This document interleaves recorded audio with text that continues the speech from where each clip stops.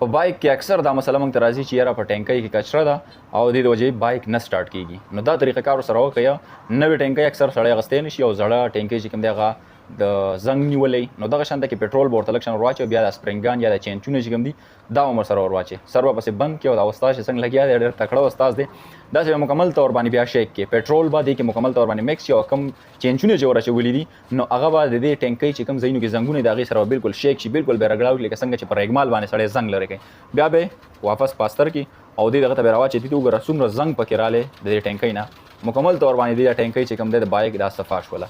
نو بلې ټینکۍ نوې ته ضرورت نشته دی. په دې طریقه باندې تاسو د خپل بایک چې کومه ټینکۍ ده هغه صفا کولی شئ. یا که چېرته په فرست ټایم باندې ونیسي، په پیله ځل باندې دغه شان چل ونیسي، نو دوباره همدغه سیم چې کوم طریقه ګوره دا څومره ډېره زیاته کچره ده، څومره ډېره زیاته کچره پکې راووتله د دې ټینکۍ نه. د دې د وجې ستاسو هغه بایک نه سټارټ کېږي. که چېرته کې په پیله ځل باندې داسې ونیسي نو دوباره دغه سیم پروسس چې کوم دی دا ورسره دوباره دوهراو کوئ او دغه شانته کې هغه چین به ور واچوئ، بیا به هغه پټرول ور واچوئ او مکمل ښه طریقه باندې بیا شیک کوئ، لکه څنګه چې سیرپ یا شربت سړی شیک کوي نو دغه شانته کې به وشړنګوئ، شیک به کوئ مکمل طور باندې. نو ټینکۍ کې چې کوم زنګ پروت وي هغه به مکمل طور باندې را بهر شي او تاسو ته به ښه پیور ټینکۍ میلاو شي. نوې ټینکۍ د بایک اخیستلو ته بالکل ضرورت نشته دی. ویډیو مو خوښ شوي ځان سره شیر کړئ، انشاءالله میلاویږي نوې ویډیو کې. تر هغه د مال راکړئ اجازت. الله پامان.